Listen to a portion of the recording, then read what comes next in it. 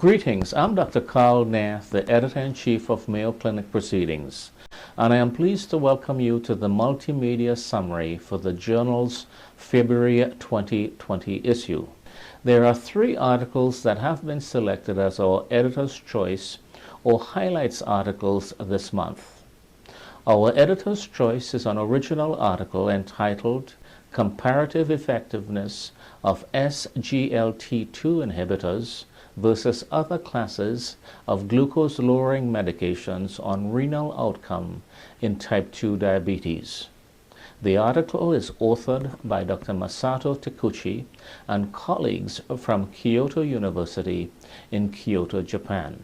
Diabetic kidney disease, which occurs in approximately 1/3 of patients with type 2 diabetes mellitus, tends to incur progressive renal functional decline that may culminate in end-stage kidney disease.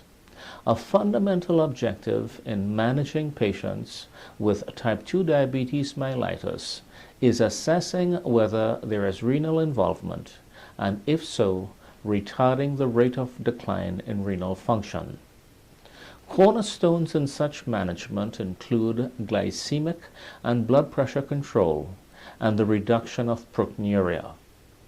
A remarkable recent discovery in the field of anti-hyperglycemic agents is that inhibitors of the sodium-glucose cotransporter 2, hereafter referred to as SGLT2 inhibitors, reduce the rate of loss of renal function in patients with type 2 diabetes mellitus and kidney disease.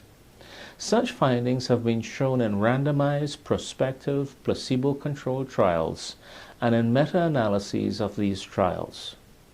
In the present issue of Mayo Clinic Proceedings, the retrospective study of Takeuchi et al. Corroborates these findings with real-world data.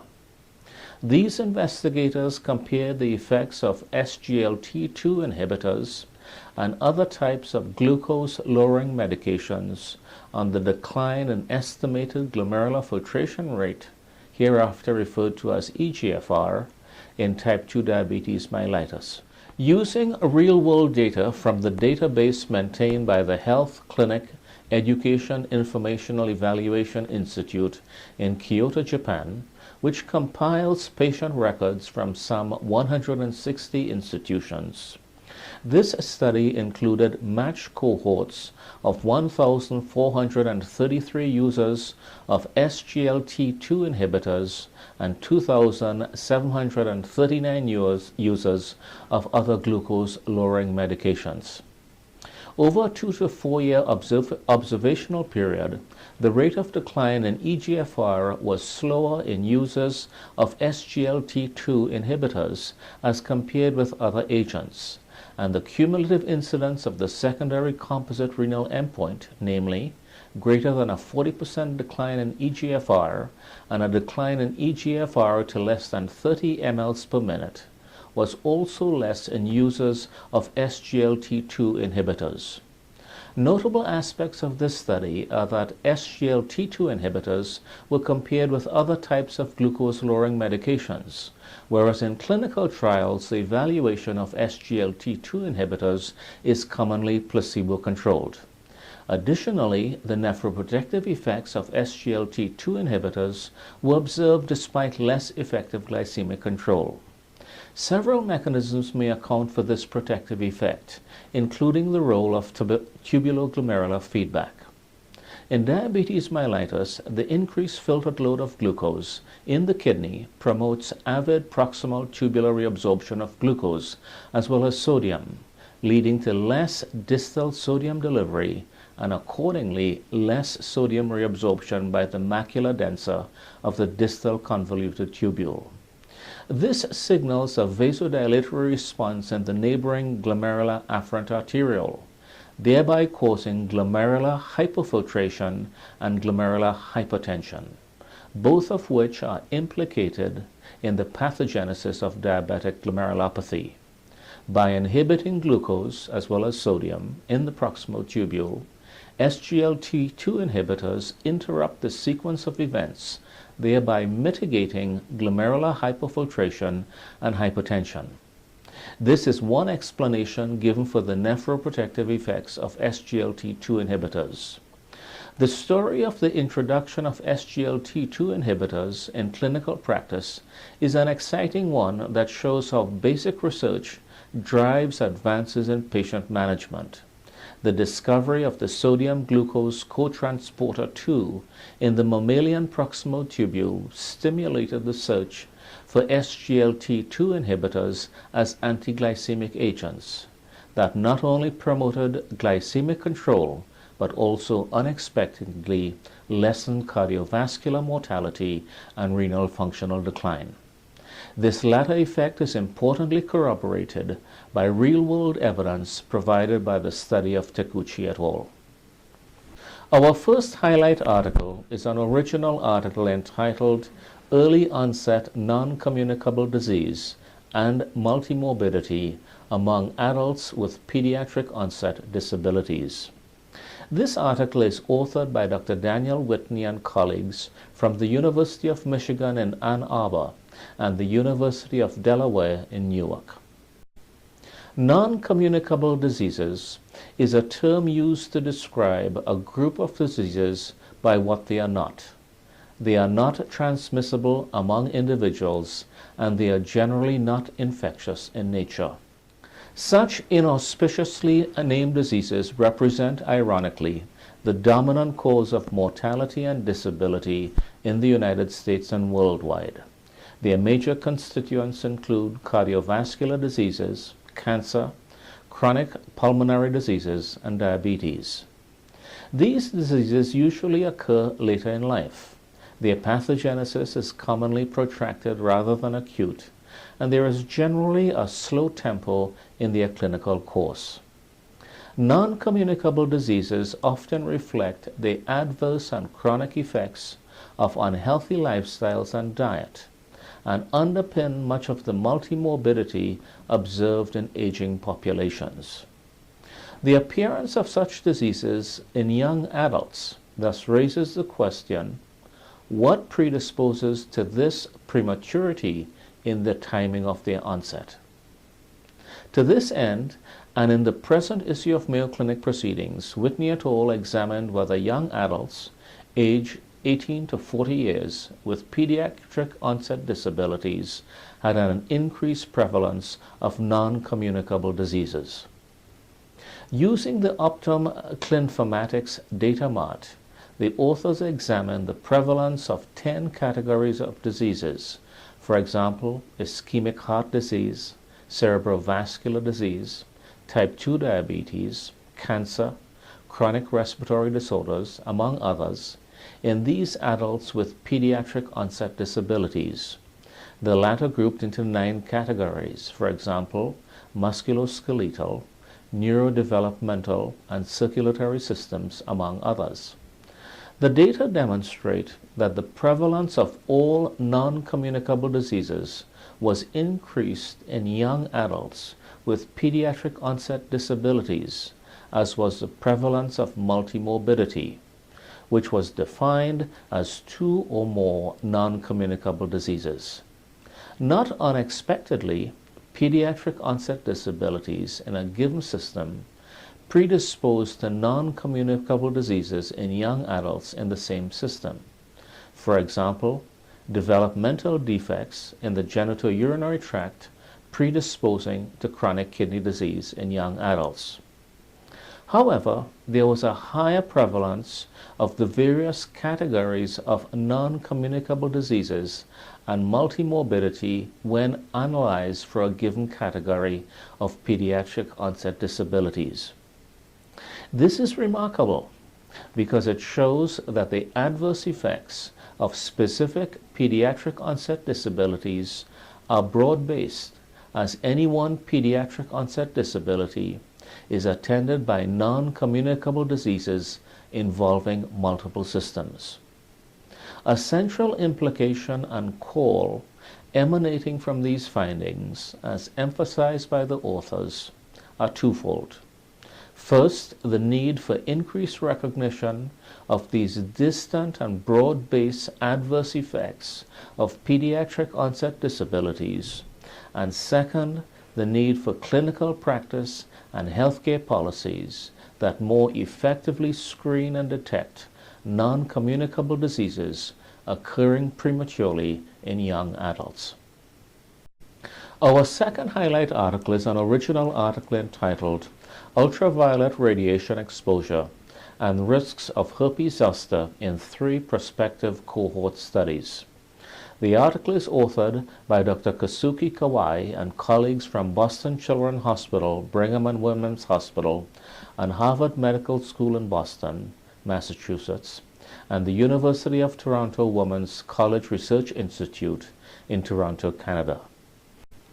A potent stimulus to vitamin D production, sunlight is salutary in small or moderate amounts as it benefits numerous systems including the endocrine, musculoskeletal, and immune systems.